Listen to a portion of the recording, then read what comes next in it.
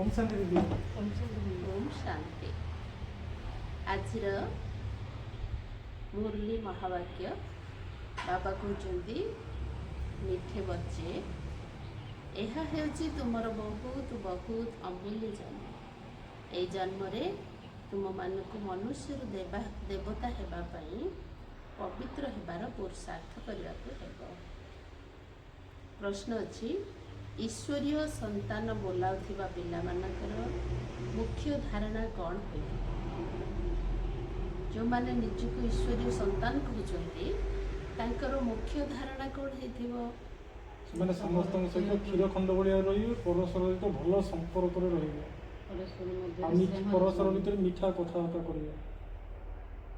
बाबांकर उत्तर से माने परस्पर मध्यरे बहुत बहुत क्षीरखंड भली रहुथिबे, अर्थात स्नेहपूर्ण संबंध रहिथिबो। केबे भी सेमानकर संबंध रे तिक्तता होई पारिबो नाही। जे माने देह अभिमानी अटंती से माने ओलटा सीधा कथबार्ता करंती एवं लड़ाई झगड़ा करंती। तुम मानक भितरे सेई भली अभ्यास रहिबा उचित नुहे। एठारे तुम मानकु दैवी गुण धारण करी कर्मातीत अवस्था को प्राप्त करने को हेब। आमर लक्ष्य कौन? कर्मातीत अवस्था प्राप्त करवा। कर्मातीत अवस्था केमती आसीबो? जदि आमे दैवी गुण धारण कर। ओम शांति। बाबा प्रथमे पिला मानकु कहउचंती नेही अभिमानी हुओ, निजको आत्मा मन कर। गीता आदि शास्त्र रे जहा किछि भी अछि से सब हेला भक्ति मार्गर शास्त्र। बाबा कहते मु ज्ञानर सागर तुम मानक ज्ञान शुणाऊँगी। क्यों ज्ञान शुणाऊँगी? सृष्टिर ज्ञान बाबा कहते मु आसिकी सृष्टिर अथवा ड्रामार आदि मध्य अंतर ज्ञान शुणाऊँगी। यह पाठ पढ़ा अटे। एथिरे सृष्टि नाटकर इतिहास एवं भूगोल रही ना। भक्ति मार्ग रे कौनसी इतिहास भूगोल पढ़ा जाए ना। से माने एपरि शब्द मध्य कहिबे ना। साधु संत माने शास्त्र पाठ करथां। ए बाबा तो कौनसी शास्त्र पढ़ी शुणु नांती। तुमको ए पाठ पढ़ा द्वारा मनुष्य रु देवता करुछंती। के करछंती? बाबा। बाबा तुमे एठाको आसीच मनुष्य रु देवता हेबा पई। सेमाने मध्य मनुष्य अटंती। देवता माने मध्य मनुष्य अटंती। एमाने मध्य मनुष्य अटंती। किंतु एमाने बाबा को डाकुछंती कि हे पतित पावन आस। के आमे माने भी मनुष्य, देवता माने मध्य मनुष्य। किंतु सेमाने डाकु नांती भगवान पतित पावन आस। देवता माने डाकु नांती। पतित पावन कहिकी डाकु ना। आ आमे मनुष्य आमे दुख आमे डाकुचे पतित पावन आस। ता माने आमे पतित। आ सेमाने डाकुचे भगवान तम पतित पावन करिया पई आस। किंतु एमाने बाबा को डाकुछंती हे पतित पावन आस।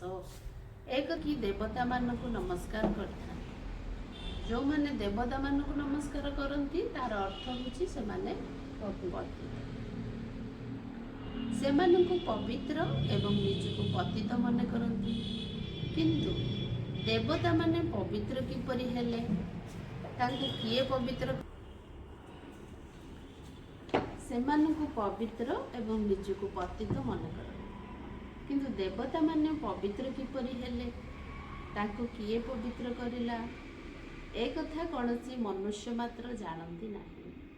तेणु बाबा बुझाउचंती निजको आत्मा मने करी बाबा को मने पकाइबा। एथिरे ही परिश्रम करिया को पड़े। बाबा हमको कौनसी शारीरिक परिश्रम करिया को ना, माने ध्यान दबा, अटेंशन दबा कि हमको पवित्र होबा पई पुरुषार्थ करबा दरकार, चेष्टा करबा दरकार। तुम मानक भितरे देह अभिमान रहिबा उचित नहीं। आत्मा अविनाशी अटे। संस्कार मध्य आत्मा रे ही रही था। बाबा कौन कहते निजको पवित्र करिया होची अटेंशन दबा। पवित्र केमिति हबा? बाबा को मन पके ତେଣୁ ଆମର ମୁଖ୍ୟ କାମ ହେଉଛି ପ୍ରତ୍ୟେକ କାର୍ଯ୍ୟ କଲା ବେଳେ ବାବା ମନେ ପଡ଼େ। ଲୋକ ଭଗବାନଙ୍କ ପାଇଁ ଭଗବାନଙ୍କୁ ପାଇବା ପାଇଁ କେତେ କଷ୍ଟ କରୁଛନ୍ତି, କିନ୍ତୁ ବାବା ସେଇ କଷ୍ଟ କରିବାକୁ କହୁନାହାନ୍ତି, କେବଳ ଆମକୁ ମନେ ପକାଇବା, ଆମେ କେମିତି ତାଙ୍କୁ ଖାଲି ସବୁବେଳେ ମନେ ପକାଇବା, ତାଙ୍କୁ ଭୁଲିବାନି। ଏଇ ଚେଷ୍ଟା ଆମକୁ କରିବା ବହୁତ ଜରୁରୀ। ତୁମମାନଙ୍କ ଭିତରେ ଦେହ ଅଭିମାନ ରହିବା ଉଚିତ ନୁହେଁ। ଆତ୍ମା ଅବିନାଶୀ ଅଟେ। ସଂସ୍କାର ମଧ୍ୟ ଆତ୍ମାରେ ହିଁ ରହିଥାଏ। ଆତ୍ମା ହିଁ ଭଲ ଅଥବା ଖରାପ ସଂସ୍କାର ସାଥିରେ ନେଇଯାଇଥାଏ। ସେଥିପାଇଁ ବାବା କହୁଛନ୍ତି ଆତ୍ମରାଜ୍ୟ ଆରମ୍ଭ ହୁଏ ସେବେଠାରୁ ଅନ୍ଧକାର ମାର୍ଗ ଆରମ୍ଭ ହୋଇଥାଏ। ସମସ୍ତେ ଦେହ ଅଭିମାନୀ ହୋଇଯାଆନ୍ତି। ତେବେ ବାବା ବୁଝାଉଛନ୍ତି ତୁମେ ଏଠାକୁ କାହା ପାଖକୁ ଆସିଛ? ଏଇ ବ୍ରହ୍ମାଙ୍କ ପାଖକୁ ନୁହେଁ, ମୁଁ ୟାଙ୍କ ଶରୀରରେ ପ୍ରବେଶ କରିଛି। ଲୋକ ଭାବୁଛନ୍ତି ଯିଏ ଆମର ଫାଉଣ୍ଡର ବ୍ରହ୍ମା ବାବା, ଯାହାକୁ ଆମେ ବ୍ରହ୍ମା ବାବା ବୋଲି କହୁଛୁ, ଲୋକ ଭାବୁଛନ୍ତି ତାଙ୍କୁ ହିଁ ଆମେ ଭଗବାନ ବୋଲି ଭାବୁଛୁ। କିନ୍ତୁ ବାବା କହୁଛନ୍ତି ମୁଁ ୟାଙ୍କ ଶରୀରରେ ଆସିଛି, ଇଏ ଭଗବାନ ନୁହନ୍ତି, ଆମେ ୟାଙ୍କ ପାଖକୁ ଆସିନୁ। ମୁଁ ୟାଙ୍କ ଶରୀରରେ ପ୍ରବେଶ କରିଛି। ଏହା ହେଉଛି ଏହାଙ୍କର ବହୁତ ଜନ୍ମର ଶେଷ ଜନ୍ମ। ଏହା ପତିତ ଜନ୍ମ ଅଟେ। ବହୁତ ଜନ୍ମ କ'ଣ ତା ମଧ୍ୟ କହୁଛନ୍ତି। ଅଧାକଳ୍ପ ହେଲା ପବିତ୍ର ଜନ୍ମ, ଆଉ ଅଧାକଳ୍ପ ପତିତ ଜନ୍ମ। ତେଣୁ ଇଏ ମଧ୍ୟ ପତିତ ଅଟନ୍ତି। ବ୍ରହ୍ମା ନିଜକୁ ଦେବତା ବା ଈଶ୍ୱର କହୁନାହାନ୍ତି। ଲୋକେମାନେ ଭାବୁଛନ୍ତି ପ୍ରଜାପିତା ବ୍ରହ୍ମା ଦେବତା ଥିଲେ, ସେଥିପାଇଁ କହୁଛନ୍ତି ବ୍ରହ୍ମା ଦେବତାଏ ନମଃ। ବାବା ବୁଝାଉଛନ୍ତି ବ୍ରହ୍ମା ଯିଏକି ପତିତ ଥିଲେ, ତାଙ୍କର ବହୁତ ଜନ୍ମର ଶେଷରେ ସେ ପୁନର୍ବାର ପବିତ୍ର ହୋଇ ଦେବତା ହେଉଛନ୍ତି। ତୁମେମାନେ ହେଲ ବ୍ରହ୍ମା କୁମାର କୁମାରୀ। ତୁମେମାନେ ମଧ୍ୟ ବ୍ରାହ୍ମଣ ଏବଂ ଏଇ ବ୍ରହ୍ମା ମଧ୍ୟ ବ୍ରାହ୍ମଣ। ତାଙ୍କୁ ଦେବତା ବୋଲି କିଏ କହୁଛି? ବ୍ରହ୍ମାଙ୍କୁ ବ୍ରାହ୍ମଣ କୁହାଯାଉଛି, ଦେବତା ନୁହେଁ। ଇଏ ଯେତେବେଳେ ପବିତ୍ର ହୋଇଯାଉଛନ୍ତି ସେତେବେଳେ ମଧ୍ୟ ବ୍ରହ୍ମାଙ୍କୁ ଦେବତା କୁହାଯିବ ନାହିଁ। ଯେ ପର୍ଯ୍ୟନ୍ତ ବିଷ୍ଣୁ ହୋଇନାହାନ୍ତି ସେ ପର୍ଯ୍ୟନ୍ତ ଦେବତା କୁହାଯିବ ନାହିଁ। ଆଉ ବିଷ୍ଣୁ ହେବାକୁ ଗଲେ ପବିତ୍ର ହେବାକୁ ପଡ଼ିବ। ବ୍ରହ୍ମା ହିଁ ବ୍ରହ୍ମା ସାଧନା କରିବା ଅବସ୍ଥା ହେଉଛି ବ୍ରହ୍ମା। ବ୍ରହ୍ମାଙ୍କର ସାଧନା, ବ୍ରହ୍ମା ବାବାଙ୍କର ଯେତେବେଳେ ସାଧନା ପୂର୍ଣ୍ଣ ହେବ, ସେ ସମ୍ପୂର୍ଣ୍ଣତାକୁ ପ୍ରାପ୍ତ କରିବେ। ସମ୍ପୂର୍ଣ୍ଣ ହେଇସାରିଲା ପରେ ତା ଆର ଜନ୍ମରେ ସେ ବିଷ୍ଣୁ ହେଇକି ଜନ୍ମ ହେଉଛନ୍ତି। ବିଷ୍ଣୁ ମାନେ ଲକ୍ଷ୍ମୀ ଆଉ ନାରାୟଣଙ୍କର ଯୁଗ୍ମ ରୂପ, କିନ୍ତୁ ବାବା ତାଙ୍କୁ ଯୁଗଳ ରୂପକୁ ଲକ୍ଷ୍ମୀ ନାରାୟଣ କୁହାଯାଉଛି। ଆମେ ଲୋକ ଜାଣିନେ, ସମସ୍ତେ ତାଙ୍କୁ ବିଷ୍ଣୁ ବୋଲି କହୁଛେ। ବାବା କହୁଛନ୍ତି ଯେ ପର୍ଯ୍ୟନ୍ତ ବିଷ୍ଣୁ ହୋଇନାହାନ୍ତି ସେ ପର୍ଯ୍ୟନ୍ତ ଦେବତା କୁହାଯିବ ନାହିଁ। ତୁମେମାନେ ବ୍ରାହ୍ମଣ ବ୍ରାହ୍ମଣୀ ଅଟ।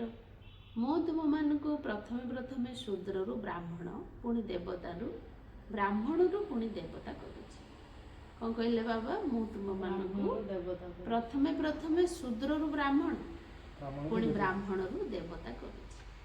ଏହା ତୁମର ଅମୂଲ୍ୟ ହୀରାତୁଲ୍ୟ ଜନ୍ମ ବୋଲି କୁହାଯାଉଛି। ଯଦିଓ ଏଠାରେ କର୍ମଭୋଗ ମଧ୍ୟ ଭୋଗିବାକୁ ପଡ଼ୁଛି, ତେଣୁ ବାବା କହୁଛନ୍ତି ଏବେ ନିଜକୁ ଆତ୍ମା ମନେକରି ମୋତେ ମନେ ପକାଉଥାଅ। ଦେହଧାରୀ ଭାବିଲେ ବିକର୍ମ ବିନାଶ ହେବ ନାହିଁ। ଏଇ ଅଭ୍ୟାସ ଥିଲେ ଯାଇ ବିକର୍ମ ବିନାଶ ହେବ। କୋଉ ଅଭ୍ୟାସ? ବାବା କହିଲେ ନିଜକୁ ଆତ୍ମା ଭାବି ମୋତେ ମନେ ପକାଉଥାଅ। ଯଦି ବାବାଙ୍କୁ ମନେ ପକେଇବାର ଏଇ ଅଭ୍ୟାସଟା ଆତ୍ମା ଭାବିକି ବାବାଙ୍କୁ ମନେ ପକେଇବା। ଆମେ କେତେ ଅଛେ ଶିବ ବାବା ବାବା ବାବା ଏମିତି କହୁଛେ, କିନ୍ତୁ ବାବା କହୁଛନ୍ତି ନାଇଁ, ପ୍ରଥମେ ଆତ୍ମିକ ସ୍ଥିତିରେ ସ୍ଥିର ହୁଅ, ତାପରେ ବାବାକୁ ମନେ ପକାଅ। ଇଏ ହେଉଛି ବାବାଙ୍କୁ ମନେ ପକେଇବାର ବିଧି। ଆ ଦ୍ୱାରା ଆମର ବିକର୍ମ ହଉନି, ଆଉ ଯେଉଁ ବିକର୍ମ ଅଛି ସେ ବିକର୍ମ ବିନାଶ ହେଉଛି। ତେଣୁ ବାବା କହୁଛନ୍ତି ଏବେ ନିଜକୁ ଆତ୍ମା ମନେକରି ମୋତେ ମନେ ପକାଉଥାଅ। ଏଇ ଅଭ୍ୟାସ ଥିଲେ ଯାଇ ବିକର୍ମ ବିନାଶ ହେବ। ଦେହଧାରୀ ଭାବିଲେ ବିକର୍ମ ବିନାଶ ହେବ ନାହିଁ। ଆତ୍ମା ବ୍ରାହ୍ମଣ ନୁହେଁ।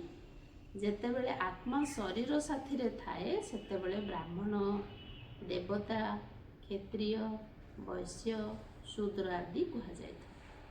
ତେଣୁ ଏବେ ବାବାଙ୍କୁ ମନେ ପକାଇବାର କଷ୍ଟ କରିବାକୁ ହେବ। ଏହା ହେଲା ସହଜ ଯୋଗ। ବାବା କହୁଛନ୍ତି ଏହା ସହଜରୁ ସହଜ ମଧ୍ୟ ଅଟେ। କାହାକୁ କାହାକୁ ବହୁତ କଠିନ ମଧ୍ୟ ଅନୁଭବ ହେଉଛି। ବାରମ୍ବାର ଦେହ ଅଭିମାନରେ ଆସି ବାବାଙ୍କୁ ଭୁଲି ଯାଉଛନ୍ତି। ଦେହୀ ଅଭିମାନୀ ହେବା ପାଇଁ ସମୟ ତ ଲାଗିବ ନା। ଏପରି ତ ହୋଇପାରିବ ନାହିଁ କି ବର୍ତ୍ତମାନ ହିଁ ତୁମର ଅଚଳ ଅବସ୍ଥା ହୋଇଯିବ ଏବଂ ତୁମେ ବାବାଙ୍କ ସ୍ମୃତିରେ ସ୍ଥାୟୀ ଭାବରେ ରହିପାରିବ ନା। କର୍ମାତୀତ ଅବସ୍ଥା ହୋଇଗଲେ ପୁଣି ତ ଶରୀର ରହିବ ନାହିଁ। ଆତ୍ମା ପବିତ୍ର ହାଲୁକା ହୋଇ ଶରୀରକୁ ତ୍ୟାଗ କରିବେ। ଯେତେବେଳେ ଆମର କର୍ମାତୀତ ସ୍ଥିତି ହେବ ସେତେବେଳେ ଆତ୍ମା ପବିତ୍ର ହେଇଗଲେ ଆଉ ହାଲକା ହେଇଯିବ। ଆଉ ସବୁ ହାଲକା ଛାଡ। ହେଇଗଲେ ଶରୀର ଛାଡ଼ିବ। ବାବା କହୁଛନ୍ତି ଆତ୍ମା ଭାରି କେତେବେଳେ ହଉଛି ଯେତେବେଳେ ତାର ପାପ କର୍ମ ରହୁଛି। ଅପବିତ୍ର ଶରୀର ମଧ୍ୟରେ ପବିତ୍ର ଆତ୍ମା ରହିପାରିବ ନାହିଁ। ଏପରି ନୁହେଁ କି ଏଇ ବ୍ରହ୍ମା ବାବା କୌଣସି ଉଚ୍ଚ ସ୍ଥିତିରେ ମୋର ଗୋଟେ ପହଞ୍ଚିଗଲେ। ଡାଉଟ୍ ହେଉଛି, ତାହେଲେ ମମା କମ୍ ବୟସରେ ମୃତ୍ୟୁବରଣ କରୁଥିଲେ, ମାନେ ଶରୀର ଛାଡ଼ିଥିଲେ, ତାହେଲେ ସିଏ ପୁରା ସମ୍ପୂର୍ଣ୍ଣ ପବିତ୍ର ଥିଲେ, ଯାହାଫଳରେ ତାଙ୍କର ପବିତ୍ର ଆତ୍ମାଟା ତାଙ୍କ ଶରୀରରେ ସେ ରହିପାରିଲାନି, ବହୁତ ଜଲ୍ଦି କର୍ମାତୀତ ସ୍ଥିତିକୁ ପ୍ରାପ୍ତ ପ୍ରାପ୍ତ କରିବେ। କରୁଥିଲେ। ଆଉ ମମା ବାବା ମାନେ ବାବା ଲେଟ୍ରେ ତ ଶରୀର ଛାଡ଼ିଥିଲେ ନା 93 ନା କେତେ 93 ପ୍ଲସ୍ରେ। ଯେ ବ୍ରହ୍ମା ବାବା ବି ପୁରୁଷାର୍ଥ କରିକି ସିଏ ବି କର୍ମାତୀତ ହେଇଥିଲା ବ୍ରହ୍ମା ବାବା ହେଲେ। କିନ୍ତୁ ମମା କମ୍ ବୟସରେ ସେ ଏକ ତ ପବିତ୍ର କନ୍ୟା ଥିଲେ। ତେଣୁ ସେ ପୁରୁଷାର୍ଥ କରିକି କର୍ମର ହିସାବ କିତାବ ସମସ୍ତଙ୍କର ଅଲଗା ଅଲଗା। ତେଣୁ କିଏ ଟିକେ ଜଲ୍ଦି ଆସିପାରନ୍ତି, କିଏ ଟିକେ ଲେଟ୍। ବ୍ରହ୍ମା ବାବା ମାନେ ସମ୍ପୂର୍ଣ୍ଣ ମମାଙ୍କ ହେଲେ ଆପଣ କହିବାର ମତଲବ ହେଉଛି ମମା ଟିକେ ଶୀଘ୍ର କର୍ମାତୀତ ଅବସ୍ଥାକୁ ପ୍ରାପ୍ତ ନାଇଁ, କରୁଥିଲେ। ମମାଙ୍କର ଶରୀର ଛାଡ଼ିଲେ କିନ୍ତୁ ସେ ତାଙ୍କର ଡ୍ରାମାରେ ଆଉ ରୋଲ୍ ଅଛି। ତେଣୁ ସେ ଦେହ ତ୍ୟାଗ କରିକି ଆଉ ଥରେ ଜନ୍ମ ନେବା ପାଇଁ ଗଲେ। ବ୍ରହ୍ମା ବାବାଙ୍କର ଇଏ ଅନ୍ତିମ ଜନ୍ମ। ମାନେ ମମା ଅଲରେଡି ଆମ ଭିତରେ ଅଛନ୍ତି, ମାନେ କୋଉଠି ବି ଗୋଟେ ଅଛନ୍ତି, ଜନ୍ମ ନେଇକି ଅଛନ୍ତି, କିନ୍ତୁ ବାବା ଆଉ ନା ମାନେ ନାଇଁ, ବ୍ରହ୍ମା ବାବା ଶରୀର ନେଇକି ନାହାନ୍ତି, ଅବ୍ୟକ୍ତ ରୂପରେ ଅଛନ୍ତି। ଆତ୍ମା ପବିତ୍ର ହାଲୁକା ହୋଇ ଶରୀରକୁ ତ୍ୟାଗ କରିଦେବ। ଅପବିତ୍ର ଶରୀର ମଧ୍ୟରେ ପବିତ୍ର ଆତ୍ମା ରହିପାରିବ ନାହିଁ। ଏପରି ନୁହେଁ କି ଏଇ ଦାଦା ବା ଇଏ ବ୍ରହ୍ମା ବାବା କୌଣସି ଉଚ୍ଚ ସ୍ଥିତିରେ ପହଞ୍ଚିଗଲେଣି। ଇଏ ମଧ୍ୟ କହୁଛନ୍ତି ଯୋଗଯୁକ୍ତ ହୋଇ ରହିବା ବଡ଼ କଷ୍ଟସାଧ୍ୟ। ଦେହ ଅଭିମାନରେ ଆସିବା ଦ୍ୱାରା ଓଲଟା ସୋଲଟା କଥା କହିବା, ଲଢ଼େଇ କରିବା, ଝଗଡ଼ା ଆଦି ଇତ୍ୟାଦି ହୋଇଥାଏ। ଆମେ ସମସ୍ତେ ଆତ୍ମା ଭାଇ ଭାଇ ଏହି ସ୍ମୃତିରେ ରହିଲେ ଆତ୍ମାର କୌଣସି କ୍ଷତି ହେବ ନାହିଁ। ଦେହ ଅଭିମାନରେ ଆସିବା ଦ୍ୱାରା ହିଁ ସବୁ ବିଗିଡ଼ି ଯାଇଥାଏ। ଏବେ ତୁମ ପିଲାମାନଙ୍କୁ ଦେହୀ ଅଭିମାନୀ ହେବାକୁ ପଡ଼ିବ। ଯେପରି ଦେବତାମାନେ କ୍ଷୀରଖଣ୍ଡ ହୋଇ ରହିଥାନ୍ତି, ସେହିଭଳି ତୁମମାନଙ୍କୁ ମଧ୍ୟ ପରସ୍ପର ମଧ୍ୟରେ କ୍ଷୀରଖଣ୍ଡ ହୋଇ ରହିବାକୁ ହେବ। ତୁମମାନଙ୍କୁ କେବେ ଲୁଣ ପାଣି ହେବାର ନାହିଁ।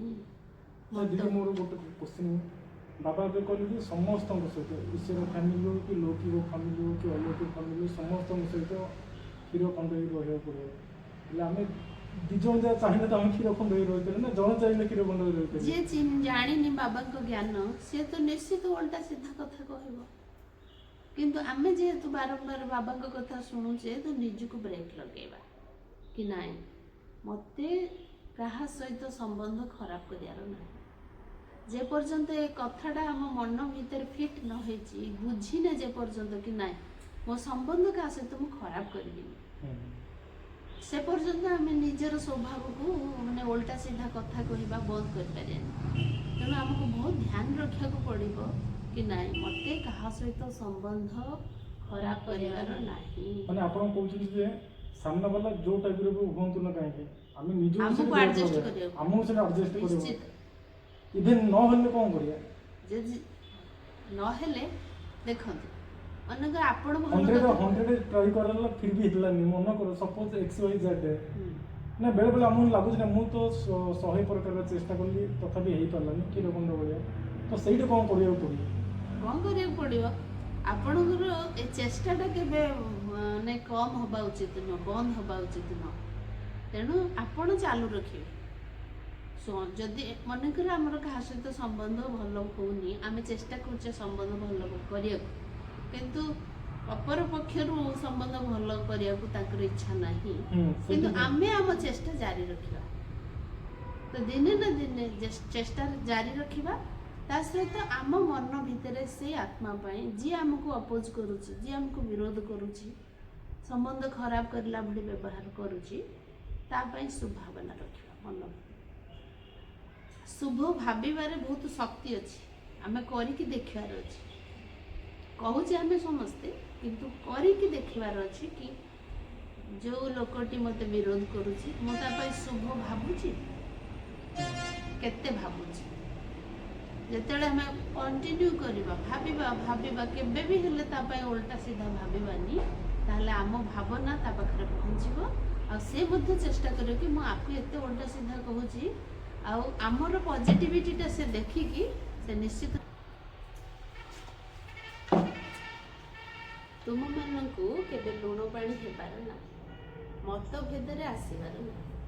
ଯେଉଁମାନେ ଦେହ ଅଭିମାନୀ ମନୁଷ୍ୟ ଅଛନ୍ତି ସେମାନେ ଓଲଟା ସୋଲଟା କଥାବାର୍ତ୍ତା କରି ଲଢ଼େଇ ଝଗଡ଼ା କରିଥାନ୍ତି। ତୁମ ପିଲାମାନଙ୍କ ଭିତରେ ଏଭଳି ଅଭ୍ୟାସ ରହିବା ଉଚିତ ନୁହେଁ। ଓଲଟା ସୋଲଟା କଥାବାର୍ତ୍ତା କରିବାର ଅଭ୍ୟାସ ରହିବା ଉଚିତ ନୁହେଁ। ଅଭ୍ୟାସଟା କେତେବେଳେ ହୁଏ? ଯେଉଁଟା ବାରମ୍ବାର କରିବା ସେଇଟା ଅଭ୍ୟାସ। ତେଣୁ ବାବା କହୁଛନ୍ତି ଏଇ ଅଭ୍ୟାସଟା ଆମର ଆଗରୁ ଅଛି, ଏବେ ଧୀରେ ଧୀରେ ବାବା କହୁଛନ୍ତି ତାପରେ ଆମ ଦେବୀ ଦେବତାମାନେ ଆମ କଥାବାର୍ତ୍ତା ବି ଠିକ୍ ରଖିବାକୁ ପଡ଼ିବ। ଏଠାରେ ତ ତୁମକୁ ଦେବତା ହେବା ପାଇଁ ଦୁନିଆ ବାଲା ଆପଣ ଆମମାନେ କପି କରୁଛନ୍ତି ନା, ଆମେ ଯେମିତି କରିବା ସେମିତି ସମସ୍ତେ କରିବେ। ଆମେ ଯେମିତି କଥା ହେବା ସେମିତି ସେମାନେ କହୁଛନ୍ତି ନା, ତମେ ଓମ୍ ଶାନ୍ତି ବାଲା ଏମିତି କଥା ହେଉଛ ଚଳିବ, ଆମେ କଥା ହେଲା ତମେ ଚଳିବନି। ଏଠାରେ ତ ତୁମକୁ ଦେବତା ହେବା ପାଇଁ ଦୈବୀ ଗୁଣ ଧାରଣ କରିବାକୁ ହେବ, କର୍ମାତୀତ ଅବସ୍ଥାକୁ ପ୍ରାପ୍ତ କରିବାକୁ ହେବ। ତୁମେମାନେ ଜାଣିଛ ଏଇ ଶରୀର, ଏଇ ଦୁନିଆ ପୁରୁଣା ତମ ପ୍ରଧାନ ଅଟେ। ଏଇ ପୁରୁଣା ବସ୍ତୁ ସହିତ, ପୁରୁଣା ସମ୍ବନ୍ଧ ସହିତ ବିତୃଷ୍ଣା ଭାବ ରଖିବାକୁ ହେବ। କ'ଣ କରିବାକୁ ପଡ଼ିବ? ଏ ପୁରୁଣା ବସ୍ତୁ ସହିତ, ପୁରୁଣା ସମ୍ବନ୍ଧ ସହିତ ବିତୃଷ୍ଣା ଭାବ। ପୁରୁଣା ସମ୍ବନ୍ଧ କେଉଁଟା? ମା ବାପା ଭାଇ ଭଉଣୀ, ଇଏ ହେଉଛି ସମ୍ବନ୍ଧ ପୁରୁଣା। ନୂଆ ସମ୍ବନ୍ଧ ତାହେଲେ କେଉଁଟା? ମୁଁ ଆତ୍ମା ଶିବ ବାବାଙ୍କ ସନ୍ତାନ, ଆପଣମାନେ ମୋ ପିଲା ଛୁଆ, ଘର ଦ୍ୱାର ସମସ୍ତେ ବି ଗୋଟେ ଗୋଟେ ଆତ୍ମା ବାବାଙ୍କ ସନ୍ତାନ। ଏଇ ହେଉଛି ଆମର ନୂଆ ସମ୍ବନ୍ଧ। ତ ବାବା କହିଲେ ପୁରୁଣା ସମ୍ବନ୍ଧରୁ ଆମକୁ ବିତୃଷ୍ଣା ଭାବ ରଖିବାକୁ ପଡ଼ିବ। ଦେହ ଅଭିମାନର କଥାକୁ ତ୍ୟାଗ କରି ନିଜକୁ ଆତ୍ମା ମନେ କରି ବାବାକୁ ମନେ ପକାଇବାକୁ ହେବ, ତେବେ ଯାଇ ପାପ ଭସ୍ମ ହେବ। ଏମିତି ବହୁତ ଅଛନ୍ତି ବାବାଙ୍କୁ ମନେ ପକାଇବାରେ ଫେଲ୍ ହୋଇଯାଇଥାନ୍ତି, ଜ୍ଞାନ ବୁଝାଇବାରେ ବହୁତ ପ୍ରବୀଣ ହୋଇଥାନ୍ତି, କିନ୍ତୁ ଯୋଗ କରିବା ପାଇଁ ଯୋଗ କରିବା ତାଙ୍କ ପାଇଁ ବଡ଼ କଠିନ ହୋଇଥାଏ। ଏହା ବହୁତ ବଡ଼ ପରୀକ୍ଷା। ଯୋଗ କରିବା ବହୁତ ବଡ଼ ପରୀକ୍ଷା। ତେବେ ଯେଉଁମାନେ ଅଧାକଳ୍ପର ପୁରୁଣା ଭକ୍ତ ହୋଇଥିବେ ସେଇମାନେ ହିଁ ଏହାକୁ ବୁଝିପାରିବେ। ଯେଉଁମାନେ ଡେରିରେ ଭକ୍ତି କରିଥିବେ ସେମାନେ ଏତେ ବୁଝିପାରିବେ ନାହିଁ। ବାବା ଏଇ ଶରୀରରେ ପ୍ରବେଶ କରି କହୁଛନ୍ତି, ମୁଁ ପ୍ରତି 5000 ବର୍ଷ ପରେ ଆସୁଛି, ମୋର ଡ୍ରାମାରେ ପାର୍ଟ ରହିଛି ଏବଂ ମୁଁ ଥରେ ମାତ୍ର ଆସୁଛି। ଏହା ସେଇ ସଙ୍ଗମ ଯୁଗ ଅଟେ, ଲଢ଼େଇ ମଧ୍ୟ ସମ୍ମୁଖରେ ଉପସ୍ଥିତ। এই ଡ୍ରାମା 5000 ବର୍ଷର ହିଁ ଅଟେ। କଳିଯୁଗର ଆୟୁଷ ଏବେ ଆହୁରି 40,000 ବର୍ଷ ଯଦି ହୁଏ, ତେବେ କିଏ ଜାଣେ କ'ଣ ହୋଇଯିବ। ଲୋକମାନେ ତ କହୁଛନ୍ତି ଯଦି ଭଗବାନ ବି ଆସିଯାଆନ୍ତି ତେବେ ମଧ୍ୟ ଆମେ ଶାସ୍ତ୍ରର ଆଧାର ଛାଡ଼ିବୁ ନାହିଁ। ଏ କଥା ମଧ୍ୟ ସେମାନଙ୍କୁ ଜଣା ନାହିଁ ଯେ 40,000 ବର୍ଷ ପରେ କେଉଁ ଭଗବାନ ଆସିବେ। କେହି କେହି ଭାବୁଛନ୍ତି କୃଷ୍ଣ ଭଗବାନ ଆସିବେ, ଆଉ କିଛି ଦିନ ପରେ ତୁମର ନାମ ବିଖ୍ୟାତ ହେବ। ସେଥିପାଇଁ ତୁମର ସେଭଳି ଅବସ୍ଥା ରହିବା ଦରକାର। ପରସ୍ପର ମଧ୍ୟରେ ବହୁତ ବହୁତ ସ୍ନେହ ଭାବ ରହିବା ଦରକାର। ତୁମେ ଈଶ୍ୱରୀୟ ସନ୍ତାନ ଅଟ ନା, ତୁମର ଈଶ୍ୱରୀୟ ସେବାଧାରୀ ରୂପରେ ଗାୟନ ହେଉଛି। ଆମେ କିଏ? ଈଶ୍ୱରୀୟ ସେବାଧାରୀ। ତୁମେ କହୁଛ ଆମେ ପତିତ ଭାରତକୁ ପବିତ୍ର କରିବା ପାଇଁ ଭଗବାନଙ୍କର ସହଯୋଗୀ ହୋଇଛୁ। ବାବା, ଆମେ କଳ୍ପ କଳ୍ପ ଆତ୍ମ ଅଭିମାନୀ ହୋଇ ଆପଣଙ୍କ ଶ୍ରୀମତ ଆଧାରରେ ଯୋଗ ବଳ ଦ୍ୱାରା ନିଜର ବିକର୍ମ ବିନାଶ କରୁଛୁ। ଯୋଗ ବଳ ହିଁ ଶାନ୍ତିର ବଳ। ଶାନ୍ତିର ବଳ ଏବଂ ବିଜ୍ଞାନର ବଳ ମଧ୍ୟରେ ରାତି ଦିନର ଫରକ ରହିଛି। ଆଗକୁ ଗଲେ ତୁମକୁ ବହୁତ ବହୁତ ସାକ୍ଷାତକାର ହେବ। ଆରମ୍ଭ ସମୟରେ କେତେକ ସନ୍ତାନମାନେ ସାକ୍ଷାତକାର କରିଛନ୍ତି, ସାକ୍ଷାତକାର କରିବାର ପାର୍ଟ ବଜାଇଛନ୍ତି, କିନ୍ତୁ ଆଜି ସେମାନେ ନାହାନ୍ତି। ସେମାନଙ୍କୁ ମାୟା ଖାଇଯାଇଛି। ଯୋଗଯୁକ୍ତ ହୋଇ ନ ରହିବା ଦ୍ୱାରା ମାୟା ଖାଇଯାଏ। ଯେପରି ପିଲାମାନେ ଜାଣିଛନ୍ତି ଯେ ଭଗବାନ ଆମକୁ ପାଠ ପଢ଼ାଉଛନ୍ତି, ତେବେ ନିୟମ ପ୍ରମାଣ ପଢ଼ିବା ଦରକାର, ନଚେତ୍ ବହୁତ ବହୁତ କମ୍ ପଦ ପାଇବ ଏବଂ ଦଣ୍ଡ ମଧ୍ୟ ବହୁତ ଭୋଗିବାକୁ ପଡ଼ିବ। କ'ଣ କହିଲେ ବାବା? ବହୁତ ଭଲ ପଢ଼ିବାକୁ ପଡ଼ିବ, ନହେଲେ ଦଣ୍ଡ ଭୋଗିବ। ଯେପରି ପିଲାମାନେ ଜାଣିଛନ୍ତି ଯେ ଭଗବାନ ଆମକୁ ପାଠ ପଢ଼ାଉଛନ୍ତି, ତାହେଲେ ଆମେ ନିୟମ ପ୍ରମାଣ ପଢ଼ିବା ଦରକାର। ଭଗବାନ ପାଠ ପଢ଼ାଉଛନ୍ତି, ଯଦି ମଣିଷ ପାଠ ପଢ଼ାଉଛନ୍ତି ସ୍କୁଲରେ, ତାର ବି ନିୟମ ରହିଛି, ଶୃଙ୍ଖଳା ରହିଛି। ଆମେ ବି ଯଦି ନିୟମ ପ୍ରମାଣ ପଢ଼ିବା, ନିୟମ ପ୍ରମାଣ ମାନେ କ'ଣ? ଆମ ମନ ହେଲା, ଆମକୁ ଫ୍ରି ମିଳିଲା, ଆମେ ଖାଇ ପିଇ ସାରିକି ମୁରଲି ଶୁଣିବା, ସବୁ ପୂଜା ପାଠ ସାରି ଦେଇକି ମୁରଲି ଶୁଣିବା, ଇଏ ନିୟମ ନୁହଁ। ସ୍କୁଲର ଯେମିତି ଗୋଟେ ପାଠ ପଢ଼ିବାର ଟାଇମ୍ ରହିଛି, ସେମିତି ଆମର ଟାଇମ୍ କ'ଣ? ବାବା କହୁଛନ୍ତି ସକାଳୁ ଆଉ ସନ୍ଧ୍ୟାବେଳେ, ଇଏ ଦୁଇ ଟାଇମ୍। ସକାଳ ହେଉଛି ମୁଖ୍ୟ ଟାଇମ୍। ତ ଆମେ ସେ ସକାଳୁ ଯଦି ସକାଳୁ ସକାଳୁ କିଛି କାମ ନ କରିକି ନିଜର ନିତ୍ୟକର୍ମ ସାରି ଆଗ ମୁରଲି ଶୁଣିବା, ତାପରେ ନିଜର ଦିନଚର୍ଯ୍ୟା ଆରମ୍ଭ କରିବା, ତାହେଲେ କ'ଣ ହେବ? ମୁରଲିଟା ଆମ ମନ ଭିତରେ, ମନକୁ ଚାର୍ଜ କଲା, ଆମ ପଜିଟିଭିଟିଟା ଆମ ଭିତରକୁ ଗଲା, ତ ଆମ ଯେଉଁ କାର୍ଯ୍ୟକଳାପ ହେବ ସେସବୁ ସୁଧୁରିବା କର୍ମ ହେବ। ଆଉ ଆମେ ସବୁ ଦିନ ସାରା ଏଇଟା କର ସେଇଟା କର ବିଚଳିତ ହେଇ ମନ ଚଞ୍ଚଳ ହେଇସାରିଥିବ, ମନ ଅସ୍ଥିର ହେଇସାରିଥିବ, ଆଉ ଆମେ ତାପରେ ସବୁ କାମ ସାରିକି ଯେବେ ଫ୍ରି ପାଇଲେ ମୁରଲିଟା ଶୁଣିଲୁ, ତ ଶୁଣିଲେ ଲାଭ କ'ଣ ହେଲା? କିଛି ଆମେ ଯେତିକି ସକାଳୁ ଶୁଣିଥିଲେ ଯେତିକି ଫାଇଦା ହେଇଥାନ୍ତା, ଯେତିକି ଆମ କର୍ମ ଉପରେ ବ୍ରେକ୍ ଲାଗିଥାନ୍ତା, ଯାହା ଭୁଲ କର୍ମ କରିବା କଥା ସେଟା କରିବେନି ବୋଲି ମୁରଲି ଶୁଣିଥିଲେ, କରିବେନି ବୋଲି ଆଟେନସନ୍ ରହୁଛି। ସନ୍ଧ୍ୟା ଦିନ ସାରା ସରିଲା, କିଏ ସନ୍ଧ୍ୟାବେଳେ ମୁରଲି ଶୁଣୁଛନ୍ତି, ସନ୍ଧ୍ୟାବେଳେ ଶୁଣିଲେ ଦିନ ସାରା ତ ପଳେଇଲାଣି, ଯାହା ଭୁଲ କରିବା କଥା ତ କରିସାରିଲାଣି, ତ ସନ୍ଧ୍ୟାବେଳେ ଶୁଣିଲେ ଲାଭ କ'ଣ ହେଲା? ତ ବାବା କହିବାର ଅର୍ଥ ଯେ ନିୟମ ପ୍ରମାଣ ଯିଏ ମୁରଲି ଶୁଣୁଛନ୍ତି ସେଇମାନଙ୍କୁ ଏ ଫାଇଦା ମିଳେ।